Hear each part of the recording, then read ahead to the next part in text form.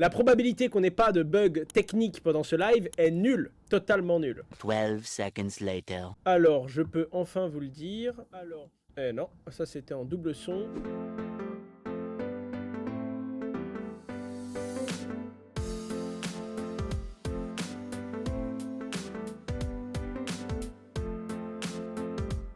Les amis, petite introduction dans ce live à Ordinals, les différentes crypto-monnaies qui circulent sur Bitcoin. C'est quoi? Comment ça marche? Pourquoi cette merde? Ou alors, est-ce une innovation? Spoiler. Ouais, mais dis-moi, il y a un truc? Il y a un souci? Moi, je suis en live. T'as dû avoir une belle surprise quand t'as vu la facture arriver d'ailleurs. Moi, le mail, un plaisir. Oui, ben moi j'avais oublié. Qu'est-ce que tu veux que je te dise? Oui, c'était une petite scène de vie personnelle comme ça. En fait, on a sur une structure des voitures de fonction, et comme on les utilise en partie en perso, pas que dans le cadre de notre activité professionnelle, et que notre comptable est strict, d'accord, c'est un militaire et qu'il est là en mode non, on doit évaluer le pourcentage de temps que vous utilisez la voiture en perso pour payer une partie de cette voiture. Bref, tu te dis ok, pas de souci, je payerai 10% de la caisse par an pendant 3 ans. Et là, t'as oublié, t'as la facture qui arrive, quel plaisir. De toute façon, toute facture que tu as dit ouais, je la payerai, et tu l'as oubliée, elle fait pas du bien quand elle arrive. Sympa ton bronzage. Qui que tu sois, je te connais pas, mais va te faire foutre, parce que je sais très bien que c'est une blague et que tu juges. Que veux-tu? J'ai fait un covering lavabo, blanc, blanc plus. Vous direz pas ça, hein, parce que là, dans à peu près une semaine, je vais être off 4-5 jours, et donc je vais revenir avec quelques rougeurs. C'est les 5 premiers jours de vacances là de l'année. Je crois que je prends mercredi, jeudi, vendredi, et le samedi, dimanche, je bosserai pas non plus. Atome, les opticiens. Je valide. Celle-là, elle est pas mal. Avec tout ce que je vois passer, celle-là, franchement, elle mérite. L'atome, ça voit ou ça voit pas? Non, celle-là, elle était nulle, Vincent. Tu vois? Tu peux essayer de faire comme les autres, mais la moindre des choses, c'est d'essayer d'avoir des résultats. Atome et Jerry. Ok, celle-là, elle est très drôle. Celle-là, je l'avais pas vu venir. Celle-là, j'étais pas prêt, putain.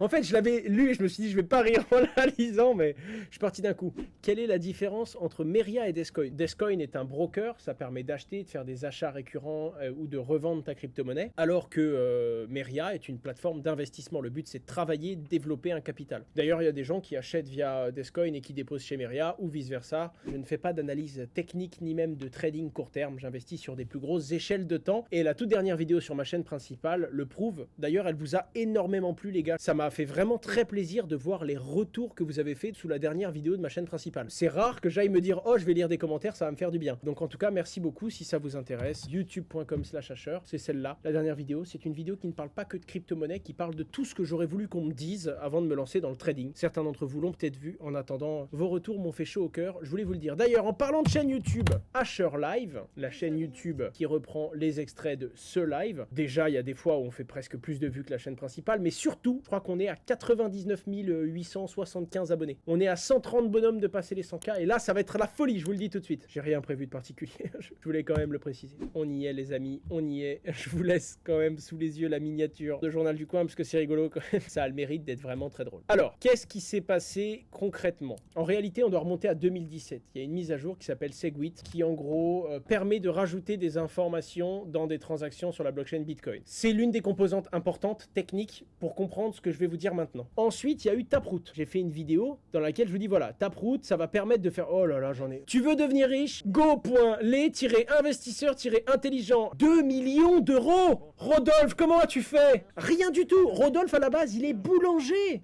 Waouh! Oh.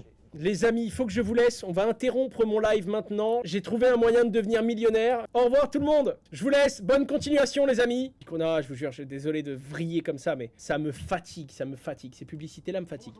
Bref, dans cette vidéo, je vous montre comment gagner de l'argent avec les NFT. Pas du tout, absolument pas. Dans cette vidéo-là, j'explique qu'est-ce qu'il y a de nouveau. Ah non, pas du tout, c'est pas ça. C'est NFT sur Bitcoin. Je dis n'importe quoi, là. Ah, voilà, NFT et stablecoin sur Bitcoin. Je vous fais pas la pub eToro cette fois-ci. En tout cas, les amis, dans cette vidéo, je vous explique qu'est-ce qui se passe dans la mise à jour Taproot. Et la mise à jour Taproot permet justement de proposer des NFT et également de proposer d'autres types de tokens sur Bitcoin. Qu'est-ce qui s'est passé rapidement? Il y a eu plein de tokens qui ont débarqué. Des tokens particulièrement pourris, d'accord? Le SHIB qui arrive très très vite, Memecoin, PPCoin, OGCoin et le token de on va dire la méthode Ordinal qui s'appelle Ordi. Ces crypto-monnaies ont un point commun, les amis. Pour l'instant, elles servent à rien du tout. Même pas un peu. C'est-à-dire qu'on est sur du full bullshit, de la bonne merde, bien créée et distribuée, sachant que les premiers gars qui ont minté du ordi ont juste payé les frais de transaction, ils en ont eu 21 millions gratuitement, et ils sont en train de les vendre à 14 $ pièce. Attendez, ce n'est pas fini. On pourrait penser que c'est comme la blockchain Ether, c'est un smart contract qui va permettre de créer plein de crypto-monnaies qui vont circuler sur le réseau Ether. Pas du tout les amis, c'est bien plus malin que ça. Comment fonctionne le truc? Je vais essayer de l'imager, je ferai une vidéo en connaissance de cause, en ayant creusé encore plus, et je vous en parlerai avec des détails. En gros, il y a un mec qui s'est dit, bon, maintenant, ce que je peux faire, c'est créer quelque chose et l'accrocher à un Satoshi. Et donc, il y a un mec qui dit, mais attends, on a juste à faire un truc en fait. Tu crées un token, genre par exemple le poney, d'accord? T'en crées 100 000. Chaque membre de la communauté peut venir le minter gratuitement en espérant qu'il ait de la valeur après. Ça fait partie du grand n'importe quoi d'ailleurs. Et ensuite, quand ça a été minté, tu te retrouves à pouvoir les échanger. En gros, c'est pour faire très simple. C'est comme s'il y avait déjà un moyen de mettre des post-it sur les bitcoins, d'accord? La blockchain Bitcoin fonctionne de la même façon. Mais maintenant, les mecs se sont dit, mais en fait, on n'a qu'à créer une blockchain sur le post-it. Et du coup, on écrit qui a quel token ordi et on se les fait circuler. Donc bon, c'est de la bidouille. D'accord, c'est vraiment de la bidouille, mais c'est bel et bien sur la blockchain Bitcoin, c'est bel et bien aussi sécurisé. Je suis pas en train de dire que ça va changer le monde, les gars. Je suis en train de vous dire deux choses. Premièrement, il y a un problème sur les frais de transaction Bitcoin, il faut que je vous en parle. Deuxièmement,